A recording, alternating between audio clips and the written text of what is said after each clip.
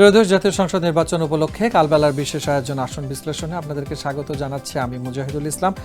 আজ আমরা আপনাদেরকে যে তথ্যের বিস্তারিত জানাবো এটি বাংলাদেশ জাতীয় সংসদের 300 আসনের মধ্যে থেকে 60 নম্বর আসন, যেটি নাটোর 3।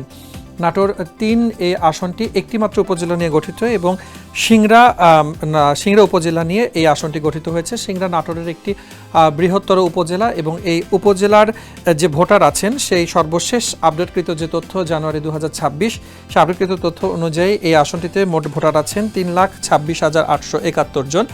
পুরুষ ভোটার আছেন 1,64,088, মহিলা ভোটার আছেন 1,62,781, অন্যান্য ভোটার আছেন 3 জন। ত্রয়োদশ জাতীয় সংসদ নির্বাচনে এই আসনটি থেকে মোট প্রার্থী আছেন 5 জন, যেখানে স্বতন্ত্র প্রার্থী আছেন 1 জন।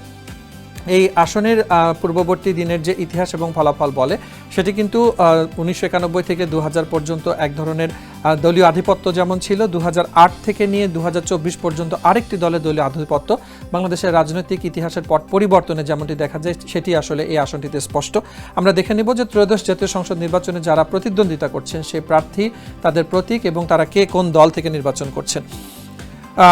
এবারের ত্রয়োদশ জাতীয় সংসদ নির্বাচনে নাটোর 3 আসন থেকে প্রার্থী আছেন বিএনপির পক্ষ থেকে মোহাম্মদ আনারুল ইসলাম ধানের শীষ প্রতীকে, মোহাম্মদ খলিলুর রহমান ইসলামী আন্দোলন বাংলাদেশের পক্ষ থেকে হাতপাখা প্রতীকে, এস.এম. জার্জিস কাদির তিনি জাতীয় নাগরিক পার্টি এনসিপি, যেটি 11 দলীয় জোটের প্রতিনিধি হিসেবে জাতীয় নাগরিক পার্টি এনসিপি থেকে শাপলাকলি প্রতীকে নির্বাচন করছেন।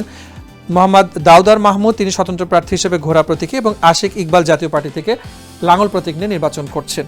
এই আসনের পূর্ববর্তী যে ইতিহাস যেমনটি আমরা বলি, বিগত সরকারের একেবারে প্রভাবশালী একজন মন্ত্রী কিন্তু এই আসনে কয়েকবার নির্বাচিত হয়েছিলেন, তেমনটি আমরা ইতিহাসে দেখব।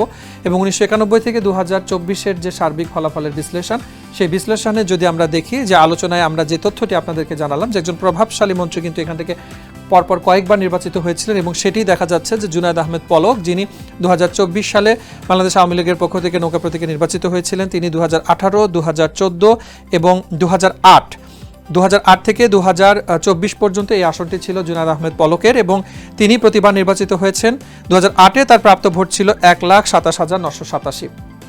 2001 থেকে তার পূর্ববর্তী সময়ের ফলাফল যদি আমরা দেখি সেখানে বিএনপির কিন্তু একটা ভালো অবস্থান ছিল। 2001-এ এখান থেকে মোজাম্মেল হক বিএনপি থেকে ধানের শীষ প্রতীকে নির্বাচিত হয়েছিলেন, তার প্রাপ্ত ভোট ছিল 1,11,626।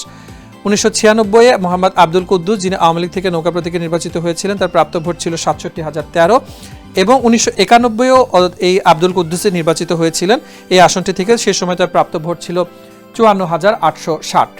আসন ভিত্তিক বিশ্লেষণের আজকের পর্বে এই ছিল বিস্তারিত তথ্য। দেখা হবে নতুন আরেকটি পর্বে আরেকটি নতুন আসন নিয়ে, সেই আসনের সার্বিক বিশ্লেষণ থাকবে। সে পর্যন্ত কালবেলার সাথে থাকুন।